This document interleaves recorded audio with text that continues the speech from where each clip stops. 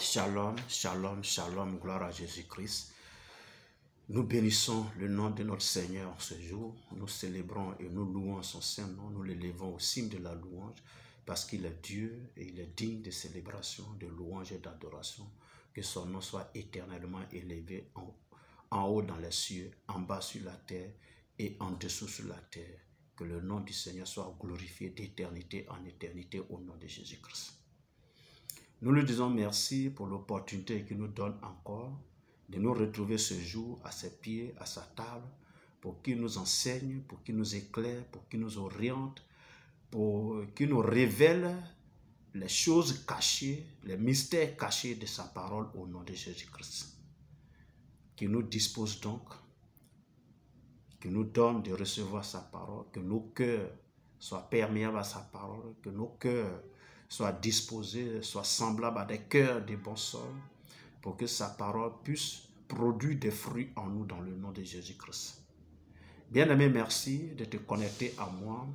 Merci de le faire toujours. Cela m'encourage, cela m'amène toujours à prier le Seigneur, à me donner la capacité à produire véritablement des messages, à produire des enseignements et à produire ces vidéos.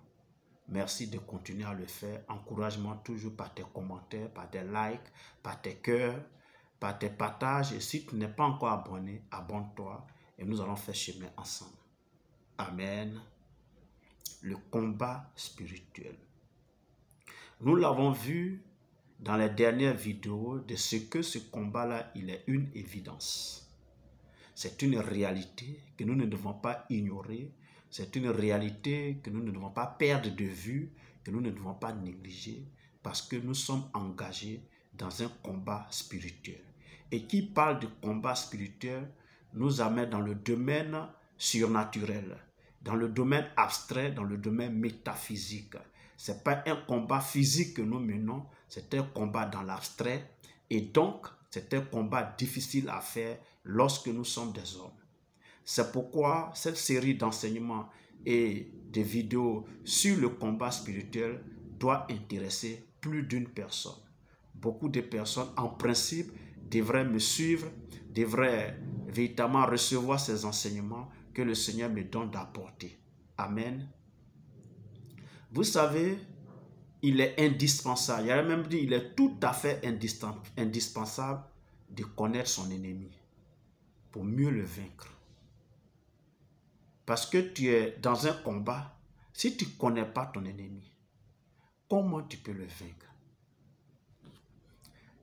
Tu vas dans un ring, tu vas faire un combat de boxe, et puis tu ne sais pas avec qui tu te bats. Tu ne connais pas sa force, tu ne connais pas sa faiblesse, tu ne connais pas ses stratégies. Vous êtes une équipe de sport, de football, de basket, handball et autres, bref, un sport collectif. Vous ne connaissez pas votre adversaire, vous ne savez pas comment eux jouent, quelles sont, comment on va dire, les méthodes ou les plans de jeu qu'ils mettent en place, leur coach, comment il est, vous ne savez pas, vous allez les affronter. Non, ce n'est pas possible. Tu ne peux pas aller faire un match de tennis sans savoir qui est ton adversaire. Alléluia. De cette même manière, puisque nous sommes engagés dans un combat spirituel, il est important d'abord de connaître ses ennemis. Dans ce combat spirituel, quels sont ses ennemis? Nous combattons contre qui? Deuxièmement, quelles sont leurs stratégies? Comment procèdent-ils? Quelles sont leurs forces? Quelles sont leurs faiblesses? Cela nous amène, nous, en tant que chrétiens, de chercher aussi quelles sont les stratégies, quelle est notre force, qu'est-ce que le Seigneur met à notre disposition pour pouvoir mieux les vaincre. Alléluia. Et ce que nous devons savoir, c'est qu'il y a 3 types d'ennemis que le chrétien doit combattre. 3 types d'ennemis. Donc, vous comprenez que ce n'est pas un combat évident. Alléluia. Il est réel, mais c'est pas facile de le faire, surtout que c'est un combat dans le domaine surnaturel, c'est pas un combat physique, donc c'est pas des choses que tu vois à l'œil nu. Alors tu as trois ennemis, trois types d'ennemis contre lesquels nous combattons, contre lesquels nous nous battons chaque jour. Parce que le combat, il est quotidien. Alléluia. Il y a la chair, il y a le monde et il y a le diable.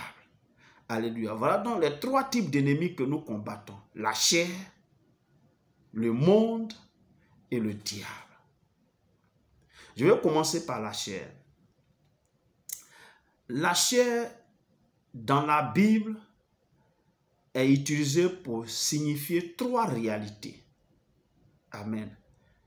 Quand la Bible parle de la chair, c'est-à-dire la définition de la chair là, aboutit sur trois réalités.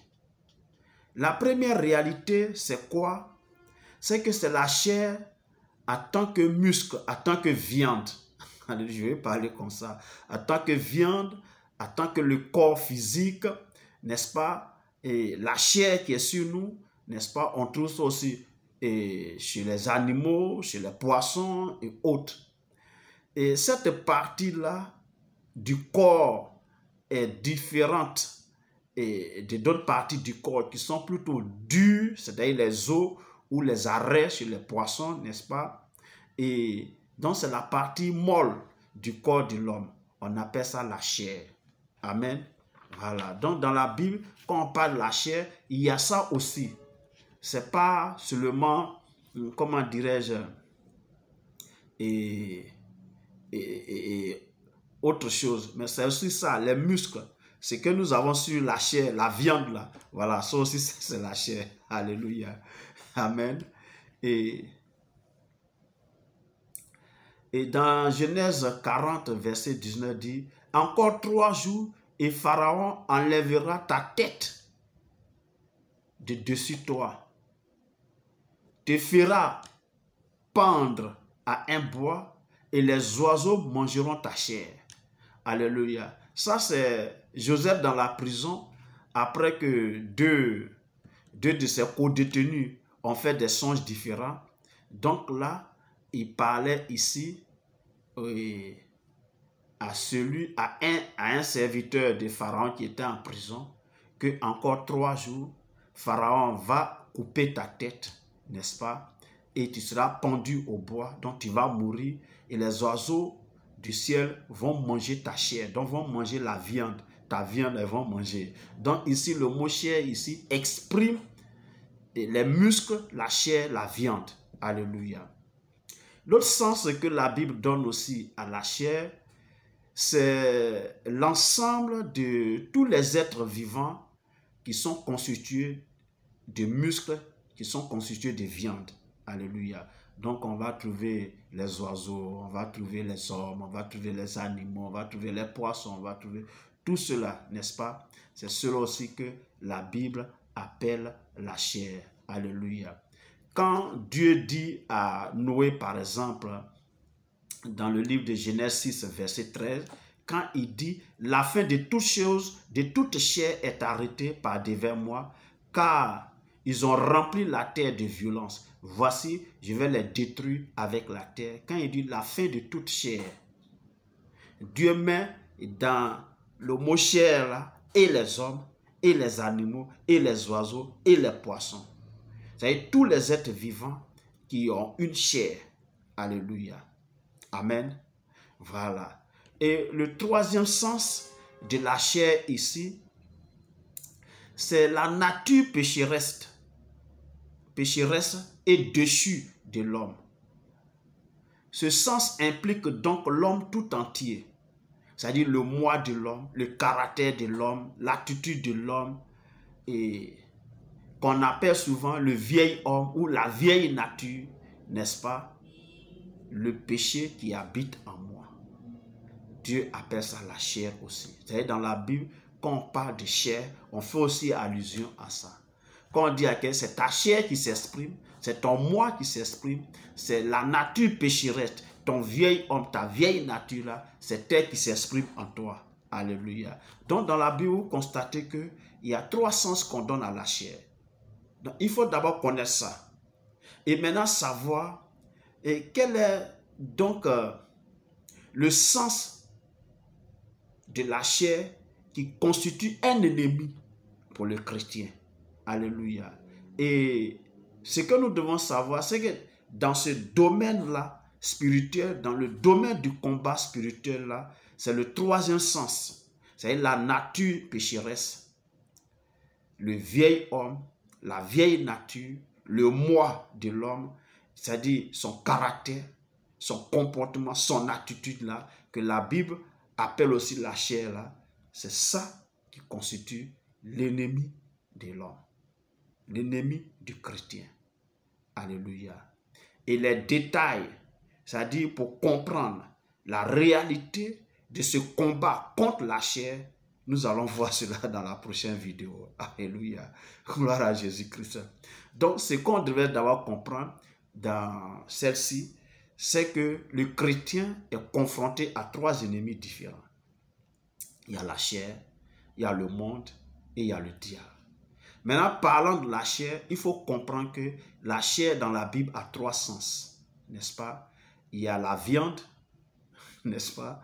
Il y a l'ensemble de tous les êtres vivants qui ont la viande, qui ont des muscles, qui ont la chair. Et puis, il y a la chair en tant que nature pécheresse, en tant que vieil homme, en tant que vieille nature, en tant que le moi, en tant que le caractère, le comportement de l'homme. Et c'est ça qui est l'ennemi premier du chrétien. Et alors, dans les prochaines vidéos, nous allons voir la réalité de ce combat-là contre la chair. Merci de m'avoir suivi. Merci de m'avoir écouté. Merci d'avoir pris plaisir à me suivre. Que Dieu te bénisse. Que sa grâce et sa faveur te localisent. Qui te donne d'être en bonne santé et qui te dispose à recevoir ses enseignements pour que tu puisses les garder sur la table de ton cœur et les mettre en pratique dans ta vie quotidienne au nom de Jésus-Christ. Like, commente, partage, abonne-toi si tu ne l'as pas encore fait. Merci. Et nous sommes donc à la prochaine. Porte-toi bien au nom de Jésus-Christ. Amen.